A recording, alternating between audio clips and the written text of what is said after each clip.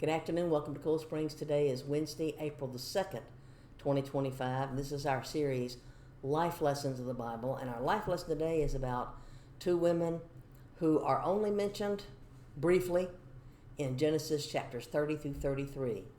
They are the servant girls that Laban gave to each of his daughters, Leah and Rachel, when they got married. So the girls were technically the servants of Zilpah belonged to Leah, and Bilhah belonged to Rachel. They had no control over their lives. They were property. Women in general didn't have much in the way of standing and certainly didn't have property rights unless there was no male heir whatsoever after the children of Israel come back into the land from the Egypt experience.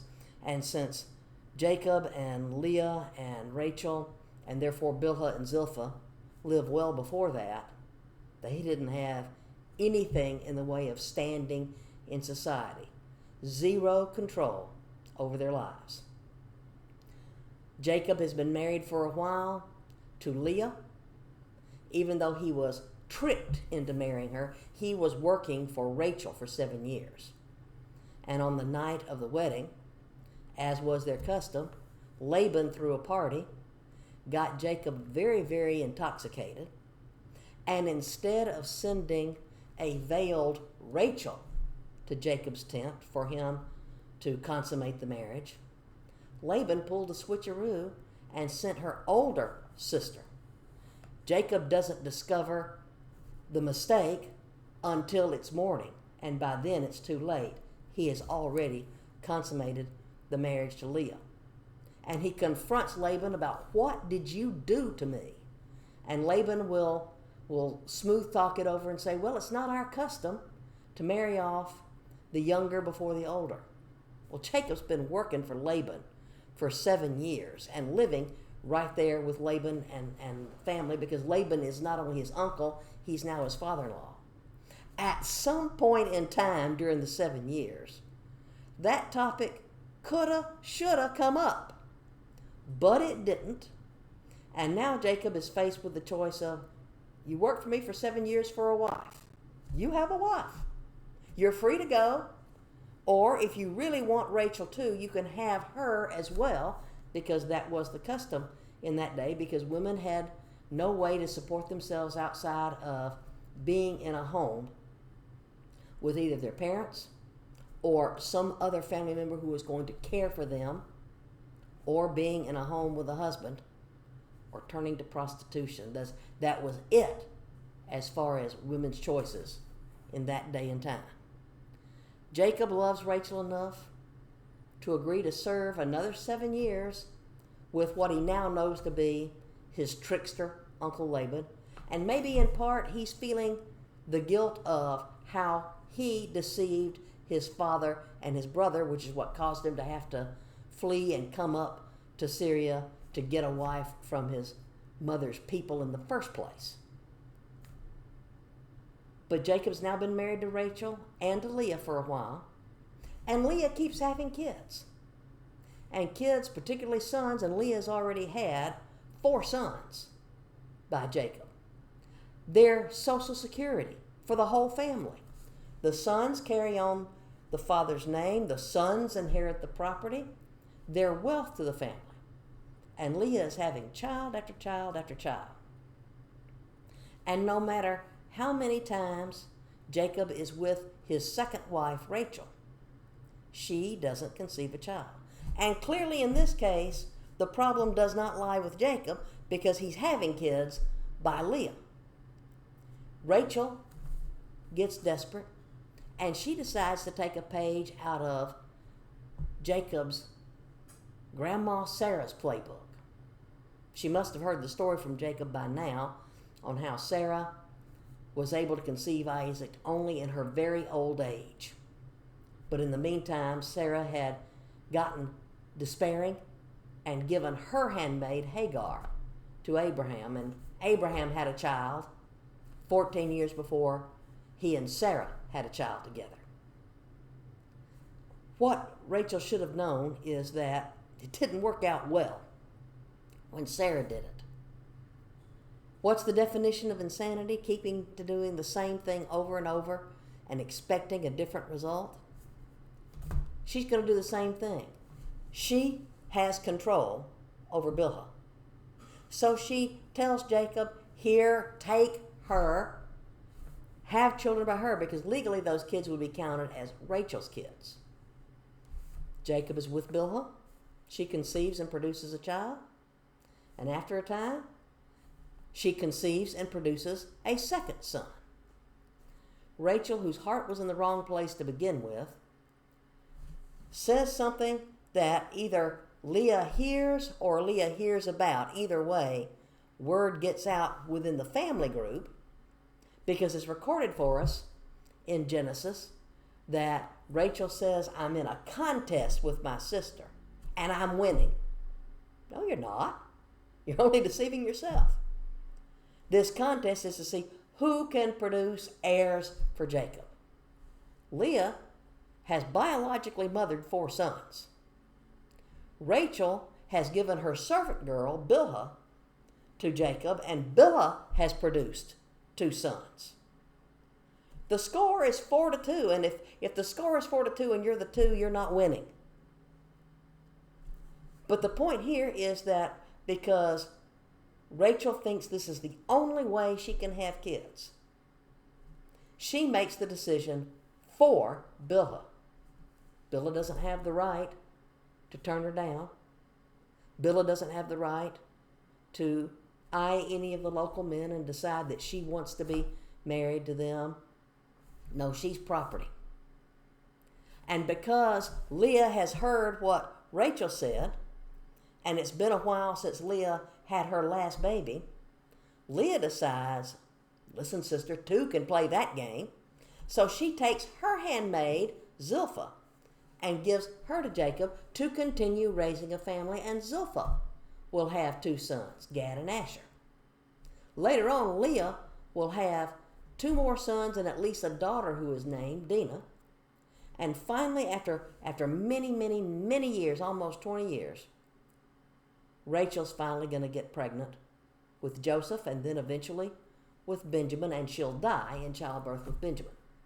But when we look at Genesis 30 through 33 at the story of these women, we're zeroing in on the life lessons that we can learn from Bilhah and Zilpah, who have zero control over the most important, intimate decisions involving their lives.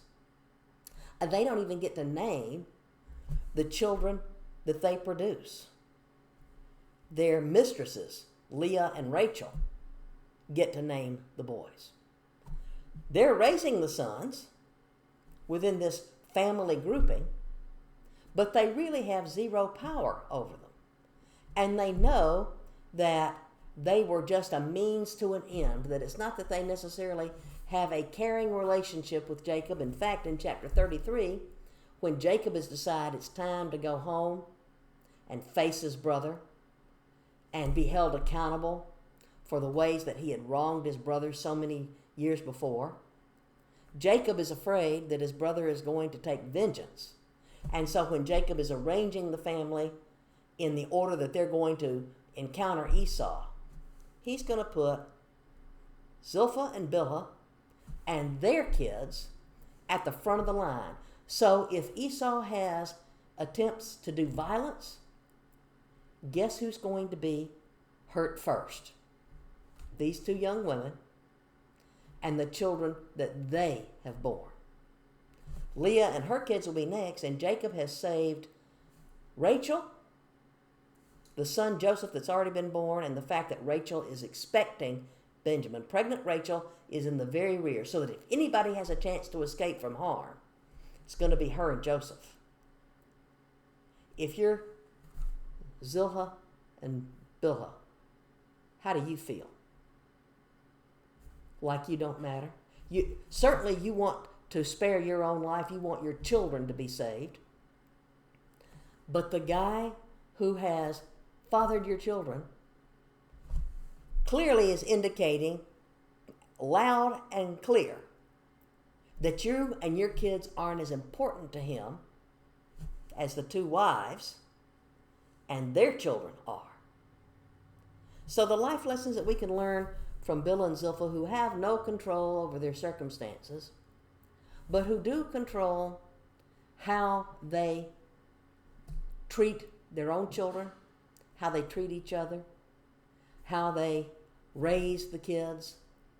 They have just that limited amount of control. The four sons that these two women are going to raise, Dan, Naphtali, Gad, and Asher, are going to be 4 of the 12 tribes of Israel. They're going to share in the experiences of their half-brothers, Leah's kids and Rachel's kids. We don't know how long they live. We don't know whether they die while they're in the promised land, whether they go down to Egypt with Jacob in his old age. We know Rachel doesn't make the trip because Rachel is going to die in Bethlehem immediately after giving birth to that child she's carrying, Benjamin. We're not even told whether or not Leah, who was technically the senior wife, made the trip to Egypt. In fact, the odds are probably that she didn't, because when Jacob is old and it is time for him to gather all of his sons, the sons he had by Leah, the sons he had by Rachel, and the sons he had by these two women who didn't have much of any say-so in life, Bilhah and Zilpah. He tells all of his sons what their future is, how they're all going to inherit, how they'll be part of the family forever, what God has in mind for them, and he'll give them instructions to carry him back to the cave at Machpelah, where his parents and grandparents are buried, and he'll say, "There I buried Leah." So the odds are pretty good that Leah probably died before they went down to Egypt, and Jacob cared enough about her to give her a place of honor in the family tomb, to give her a grave spot right next to the place where one day he was going to be buried. He had buried Rachel in Bethlehem, right where she died. Bethlehem's not that far from Hebron, where the cave at Machpelah is located. Nothing would have prevented Jacob from taking her body down there and burying it, but he didn't. He built her a tomb there in Bethlehem. And when it came time for Jacob to be laid to rest, all of his sons, Leah's boys, who would have a special interest in seeing to it that Daddy was buried next to Mama, Rachel's boys, and the two sons each that Bilhah and Zilpah had borne, the concubine kids, they all saw to it that Jacob was laid next to Leah. We don't know when, where, how Leah and Bilhah died. We don't know where Zilpah is buried. We don't know where Bilhah is buried. They're in the Bible. It's just a little bit of information. Sometimes we look at our own lives and we think we don't matter. Everybody matters to God. Even if you are in situations eerily similar to Bilhah and Zilpah, where a lot of things happen to you that you don't have a voice or a choice in, the things that are out of your control, God still cares about you. They could have just written the scriptures and mentioned that Jacob had 2 concubines without giving the names. But they were at least given names. This past Sunday, in our worship service, the pastor's wife teaches the children's Sunday school class. And sometimes she'll have the kids come up and share what they learned in Sunday school. And this past Sunday she did that. They had been discussing the story of Noah. And everybody knows that Noah was on the ark and that he had 3 sons, Shem, Ham, and Japheth. And she asked them, the kids, to tell the names to the congregation. And sure enough, they knew the names of Noah and all 3 of his sons. But then she asked them, the trick question. What was Noah's wife's name? Dead silence for a minute, and then one of the kids spoke up and said, Mrs. Noah? And that's right, because the scriptures don't tell us the names of Noah's wife or the wives of his 3 sons. But those women are important because the entire human race is going to descend from Noah and Mrs. Noah, and from either Shem and his wife, Japheth and his wife, Ham and his wife. We're all descended from one of them. But yet we don't know our great-grandmother times however many hundreds of generations it is, names. But people still matter to God. So the life lesson here is that you can only control sometimes your own heart, your own attitude. You may not be in control of any other circumstance, but you can control your heart, you can control your attitude, and you can put your faith and trust in God. Thanks for watching.